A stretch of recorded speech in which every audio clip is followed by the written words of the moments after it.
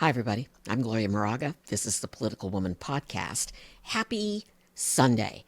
I'm recording this Saturday night, and I'll be putting it together, so it'll be Sunday, but it's the beginning of February. Wow, new month. I feel refreshed and rejuvenated. How about you? Happy February. February is a sweet month because we have Valentine's Day, so already the candy's in the shops. Oh, I'm ordering my chocolates early, and going to enjoy them. So we've got a lot going on. In fact, so much that I'm going to have to leave some stuff out. Or maybe I'll just do some little headlines on some of these things. So I'm going to my script now. I wrote a script, but I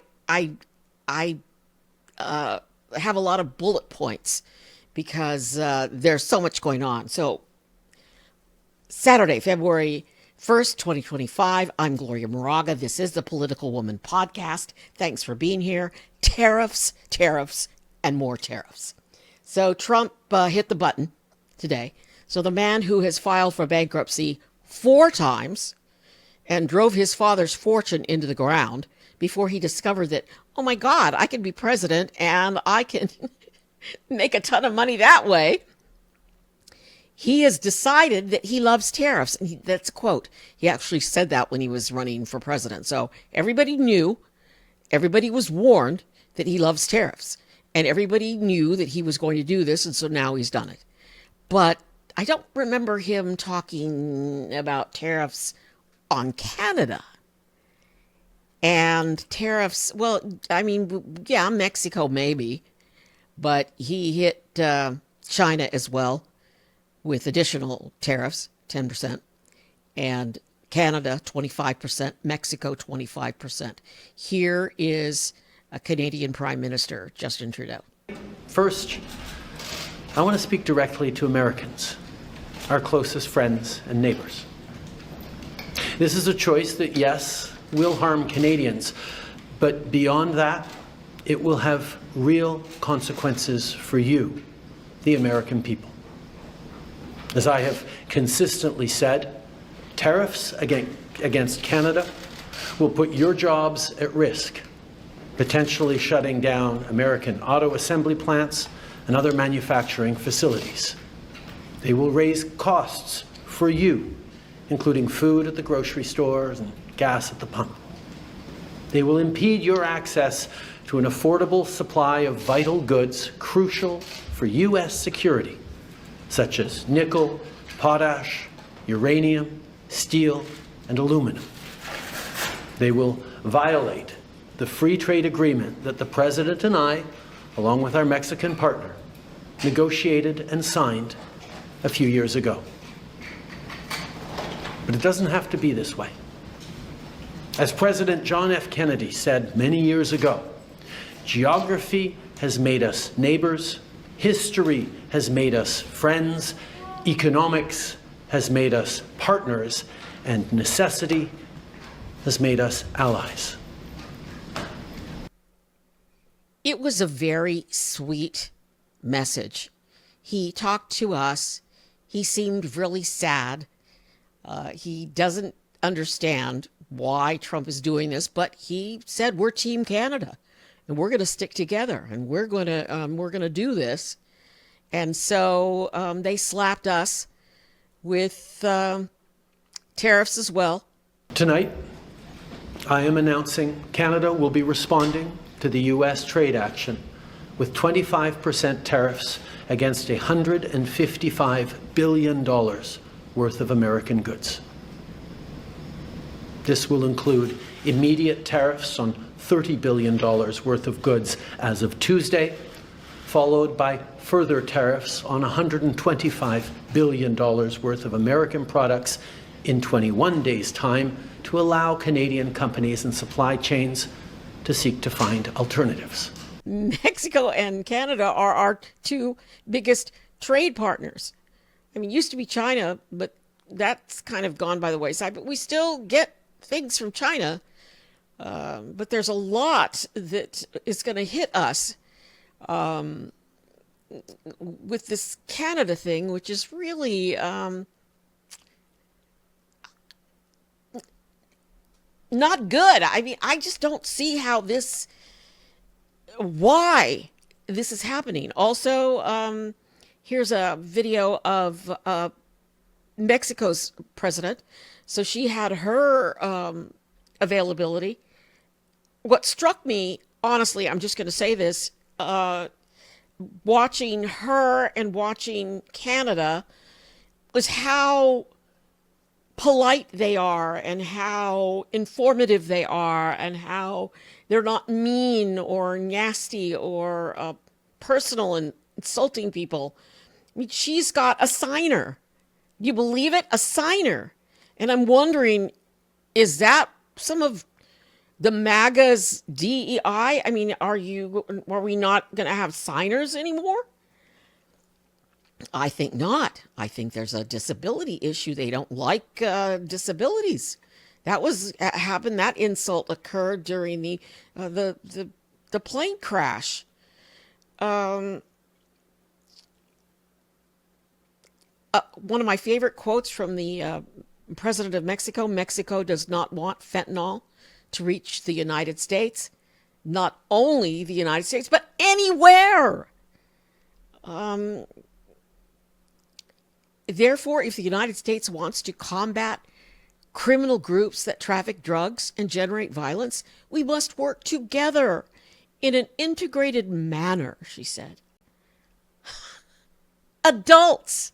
They have adults running things. Trudeau as well. And, tonight when they were playing a ball game in Canada, Canadians booed when our national anthem was played. I don't know. This is disturbing. It's very disturbing. And it's going to get more disturbing as prices start going up. Anybody who thinks that they're not doesn't get it. Okay, you don't get it, so move on. Swipe away. Even the cost of getting an oil change, and I'm thinking of this because my car needs an oil change, but things are going to hurt.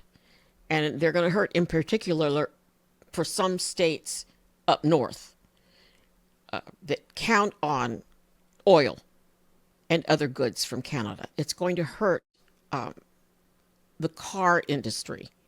So all y'all auto workers who didn't want to vote for Kamala Harris, wouldn't listen to your union leader, this is on you as well. And eggs aren't going down and aren't going to go down. And they're not even addressing the eggs. They're too busy being mean to everybody. Also, I mean, Trump's threatening BRICS. I don't know if you're familiar with BRICS, but I'll just tell you right now, I'll read. BRICS is Brazil, Russia, India, and China. Now, they've formed an international organization, and it also includes South Africa, Egypt, Ethiopia, Iran, and the United Arab Emirates, and Indonesia. He's threatening to slam them with tariffs. I don't know. It seems excessive and a little cuckoo. Now, the other story, just today, because every day there's a big story, is Musk and his workers, his couple of workers that were living at the Department of Treasury. They had beds, cots at the building, at the U.S. Department of Treasury in Washington, D.C. And someone on one of my feeds said, well, that's a private company. And it's like, wow, where do people get this stuff from? It's the United States Treasury lady that made that comment. Come on, man. The man that was in charge of the Treasury temporarily, he's been fired now, tried to stop Musk and his minions from accessing the database at Treasury. And then the new dude came in and that was just confirmed and gave him access. So these people that have had no security clearance, weren't elected by anybody, now have access to yours and everybody else's, anybody that gets money from Medicaid, Social Security. They have access to your information, your data. This is a quote from the New York Times. Treasury Secretary Scott Bessent gave representatives of the so-called Department of Government Efficiency access to the federal payment system late Friday, according to 5 people familiar with the change, handing Musk and the team a powerful tool to monitor and potentially limit government spending because they can cut. They can cut your Social Security check without going to Congress, without getting an okay from anybody. It could just be a little whisper. Let's cut everybody by 10%. That'll save some money so we could give Musk more government contracts to build more rocket ships that pollute the air and debris falls all over people and harms people. Yeah, that's one of Musk's problems. That was one of his complaints with the FAA. They were always stopping him from doing these launches. Well, that was why he wanted the FAA dude fired. And he was fired a week before the crash. I'm not saying there's any connection there. It's just, come on, we've got to get people in place and up to speed before you just, people do jobs. They have jobs and they're important. And you think, oh, well, it's just the deep state. We're going to get rid of it. Like Kash Patel said, we're going to just close up the Department of Justice and turn it into a museum. And then he refused to answer that question when Elizabeth Warren was asking him over and over again about that. I'll have that in a second. But back to this Musk and these dudes. One guy, according to reports, is just got out of high school. I don't know if he's somebody's son or, or what. But they're there, sleeping there on cots. A career civil servant named David Libeck was put on leave and then suddenly fired. Or, quote, he was retired on Friday after this dispute, after he wouldn't let them into the system. And then the dude, the puppet dude, the Treasury Secretary, it just got confirmed. Why is the Senate just confirming all these people? This is on Republicans. And I want you all there that vote, that have Republicans, ask them about this. Ask them why these people have access to your Social Security information. This is important. Is this a shadow presidency? Musk is just in charge of all of this because he donated millions to Donald Trump? Yeah. All right. Moving on. We had Kennedy, Tulsi, Patel, all going before Congress last week. And according to insiders, Kennedy most likely is going to be confirmed, and so is Patel. The only one that's really in trouble is Tulsi, because she wouldn't answer questions about Snowden, a traitor. She wouldn't call him a traitor. They were trying to get her to call him a traitor because he stole government secrets and then shared them all over. Did you ever see that movie about him? It's pretty good. But, yeah, this is a quote. I've got this from CNN, which I try not to watch them, but I do go to their website and I like some of their writers.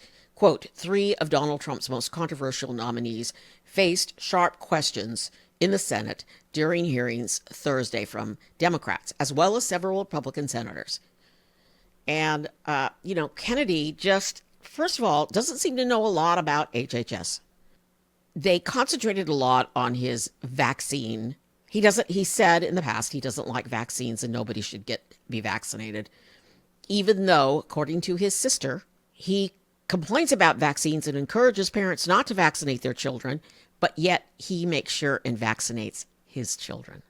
So you decide. Tulsi Gabbard, who's been tapped to be the director of national intelligence, is like, why would Trump talk about diversity, equity, and inclusion? Why would Trump put her in charge of our national intelligence when they call her, a Russian spy? Let's just open up the floodgates to Russia. Just give them everything, because if you're going to, put her in there, they're going to have it.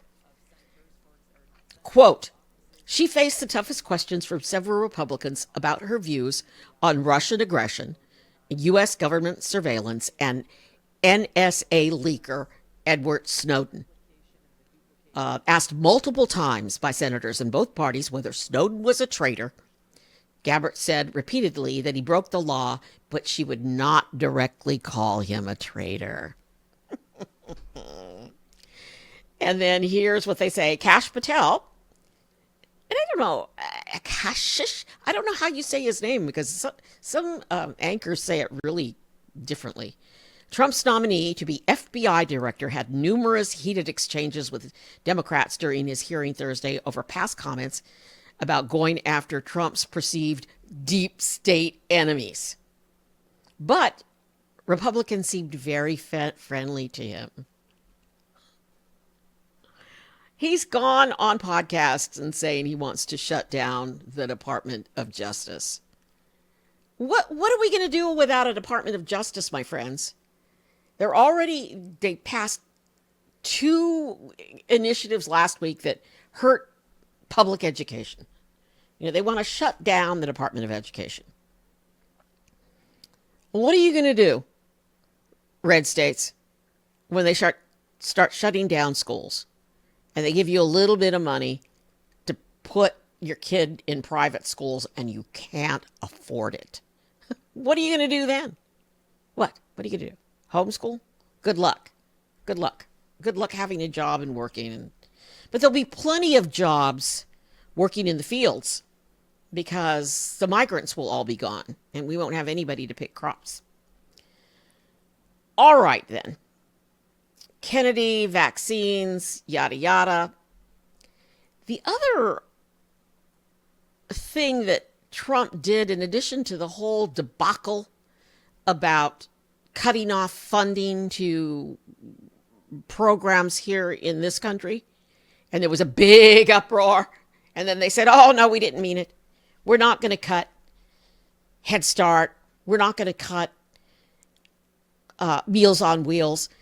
See what this is? They're cutting programs for poor children, and they're cutting programs for poor elderly people. Notice how the poor are getting it and the first to go. Notice who they attack. They attack people of color. They insult people of color and women that are maybe flying the planes. I mean, that's what he said. He said it right out. He said it's because he's smart, because he knows. Because what? They're superior and we're not? Yeah, I saw that in a Hitler movie. Okay, I did. It's all over. All you have to do is watch and read. So that whole thing with we're going to cut all these programs, and then they took it back and they got a judge to halt it. And then they said, well, we don't need the judge anymore because they're halting it. And then the dumb press secretary, who probably is one of the dumbest people I've ever seen in that James Brady room, tweeted that, oh, no, we're not ending the programs. We're going to still cut the funding. We're just rescinding the memo. And then the judge saw that. They showed it to the judge. And the judge said, oh, they really are going to cut the programs. Okay. Then before you do this, because they don't have the power to do this, I'm going to keep the halt on it. Wow. So, yeah, I think she's a DEI. And I'm not saying DEI anymore. I'm saying equal rights. Equal rights for women. If you're hiring people on their qualifications, she's not qualified. Man and women, black and white. If you're hiring on qualifications, she is not qualified. I digress. In addition to all this that they were trying to do here at home, and there was such a big uproar, Trump froze funding to the United States Agency for International Development, USAID. It's a great program. Here's why. What happened with the pandemic? There was a virus in China or wherever. They think it started there. And it hopped on a plane with somebody and it came here. And then 1.1 million Americans died because that pandemic was mismanaged. What we do when we help other countries with their diseases, which is what this funding does, it protects us as well. And I know if you want to make America great, we don't want to all be dying from diseases that somebody brought in from other countries. I mean, unless we shut the country down, unless we put down, the big doors, which we don't have. It's like that spigot in California that Trump talks about. By doing this, by cutting these funds, and they've been cut, millions of children are at risk for a multitude of diseases, including malaria. We already had nets for bedding in progress on their way to countries stopped. Workers fired. Shots to stop AIDS. On and on and on and on. It's overwhelming. Stopped. And doctors from here that work internationally are saying they've been set back. And even if the funds were started up tomorrow, which they're not going to be under this administration, they're not going to be, they've lost ground. So therefore, besides the tragedy of children dying when they don't have to die, and us having the funds, if we don't give billionaires another big tax cut, having the funds to help, therefore we put our children at risk in the long run. That's the way it works. One of George Bush's projects has been cut. And speaking of California, Trump went ahead without telling anybody and told federal water agency, federal officials to open up some dams that were actually shut down for maintenance. He told them to open it up. And even though we're having a really heavy rain right now in California, he opened up those floodgates, those dams that don't go to Southern California. The water does not go to Southern California. The water is for the valley, for Sacramento Valley, for the San Joaquin Valley. I've covered this my whole life. He flooded farmlands that are already wet right now. And then later, when we need that water, it's not going to be there because Trump told them to and just screwed us over royally. He doesn't know what he's talking about. He doesn't know what he's doing, and he did it anyway. Wow. The tariffs are coming. There's so much more. Rubio is down in Panama trying to talk them into giving us the canal. Greenland, which is owned by Denmark or run by Denmark, they're getting ready to fight us and said they won't let us take over Greenland without a fight. That's just something that Elon Musk wants because they have some minerals there that he wants for his spaceships that he wants to drop debris all over our heads. They said they're not giving up without a fight. And they said they're going to cut Ozempic, the fat drug that helps everybody lose weight, that's overwhelmingly popular in the United States. It's controlled by Denmark. They have the patent. They have the control. It's flowing freely now. They said they're going to cut it. They're going to stop it. if he doesn't stop. And Panama says they're ready to fight us, all tooth and nail, with troops if necessary. Stay off of our land. Why is he doing this? Why is he doing this? What happened to make America great? How does that make America great? I thought America was already pretty damn great. I liked the Justice Department. I liked the feds. I liked the FBI. I liked Ephraim Zebulus Jr. I liked them going after Al Capone and crooks. But our convicted felon president does not. And we've got to get Democrats and the Congress to message better. They're terrible messengers. They're terrible. They're terrible. And I know he's doing all of this and he's just jamming us with all this stuff.